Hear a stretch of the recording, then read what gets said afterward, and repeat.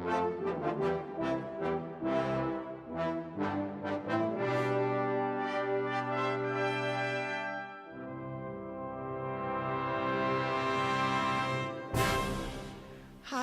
I'd like to welcome everyone to the Brown Bag today on Women in Politics, the Archival Record and Special Collections. My name is Jennifer Ford and I'm the head of this department. Before we get started, I would like to let everyone know about the current exhibition that's in this room.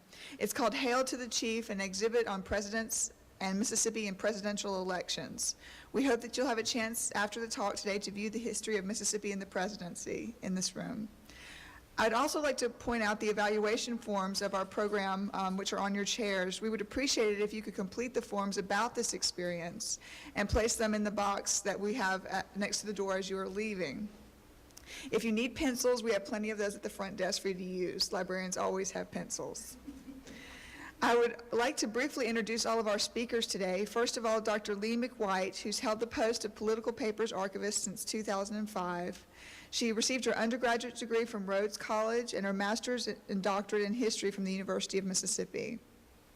Fran Lieber, our second panelist, was born in Washington, D.C. She spent most of her growing up time in Rockford, Illinois, though.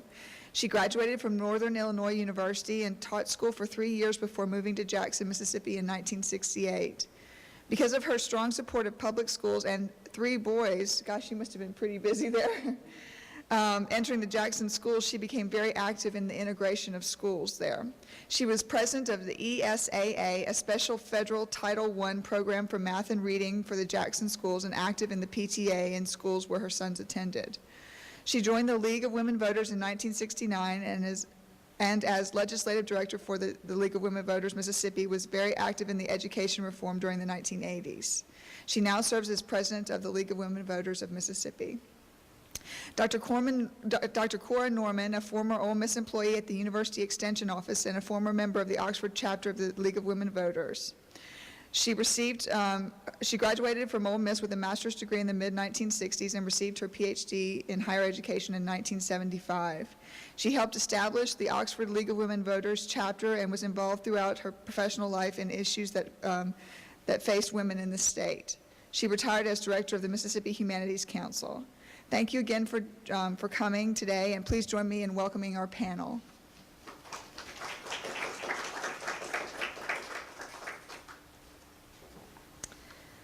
The Modern Political Archives is a fairly new unit. It was created in 2004 when the university decided to consolidate all such collections under the mantle of special collections.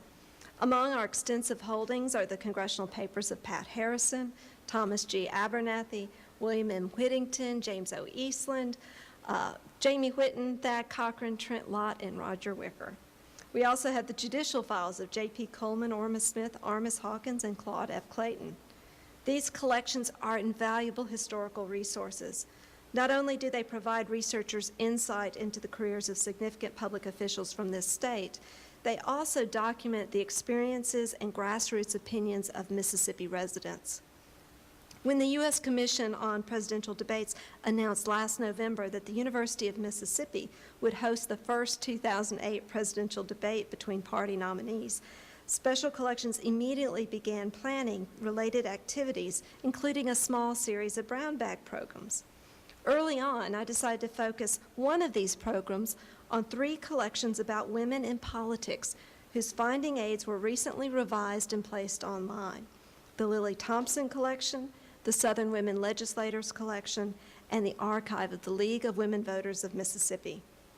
I have to admit that I had no special foreknowledge as to the particular relevance of this topic for the 2008 presidential campaign. My intention was to promote these 3 collections to scholars and the university community, emphasizing them as potential resources for research. Before I begin that task, I would like to state that researchers interested in women in politics need not rely simply on archival collections with an obvious concentration on that subject. Material on that topic is scattered throughout our holdings, and I'll show you a few items about women's suffrage to demonstrate this point. From the Blanton Smith collection is an excerpt from an 1896 letter by Mary Eliza Curry of Terry, Mississippi. Interspersed with other news, she writes her friend Martha Blanton in Greenville. I have always taken an interest in politics, though violently opposed to what is known as women's rights. Our rights all lie around the fireside in our children's cradles. Obviously, Curry is not a suffragist.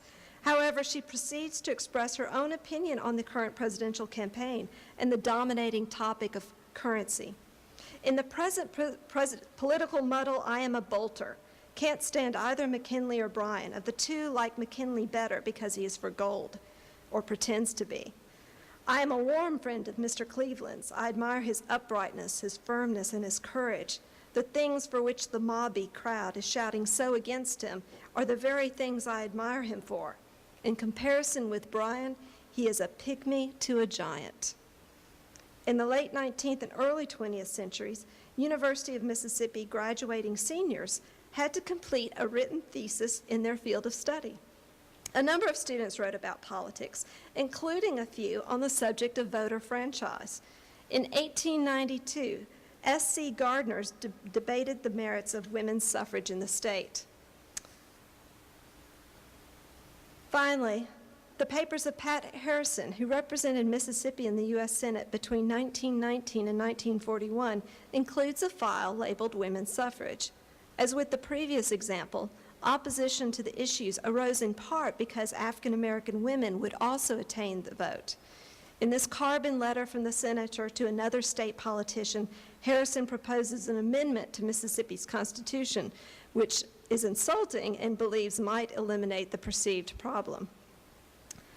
Let me turn now to the collections this brown bag is intended to showcase, beginning with a brief lesson on what finding aids are.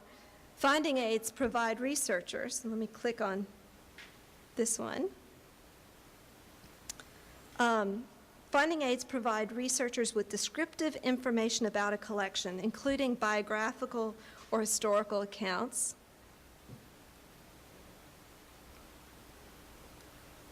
and so you see here it's got all sorts of introductory notes before it gets down to box and folder listings. And in some cases, as with this particular collection, we go down to the item level describing every single document in it. In the past several years, Special Collections has made a major effort to place many of its finding aids online. This objective increases the likelihood that scholars from anywhere in the world will discover collections in our holdings that might assist their research, and to determine whether it might be worthwhile to make a special trip here to Oxford.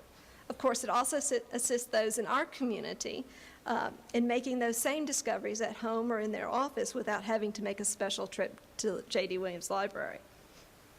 In case anyone here is interested in conducting further research on the material described in this talk, I've provided a green handout which lists the webmail addresses for the finding aids of the collections that are discussed today. And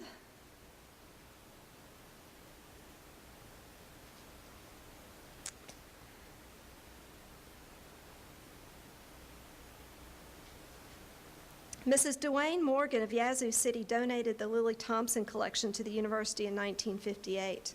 It contains papers related to the Mississippi Women's Suffrage Association and the Equity League of Jackson. Lily Thompson was an active member of both organizations.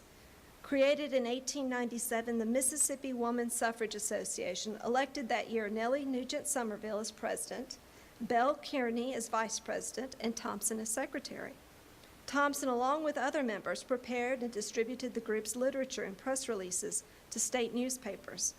As superintendent of press work, she stated, "Original articles are of immense value. Mississippi people are interested in what Mississippi men and women think on the questions, rather than what is being done elsewhere." In 1912, Thompson became president of the group. She also served in several leadership posts for the Equity League of Jackson, a local suffrage organization. This collection is relatively small, consisting of 3 boxes, and you can see that the finding aid goes down to the item level. The material dates from 1897 to 1938 and includes correspondence, manuscripts, the organization's publications, including annual reports and constitutions, newspaper clippings, handwritten ledgers with the minutes of the Equity League, and a scrapbook. And here are a few selections from it. In April 19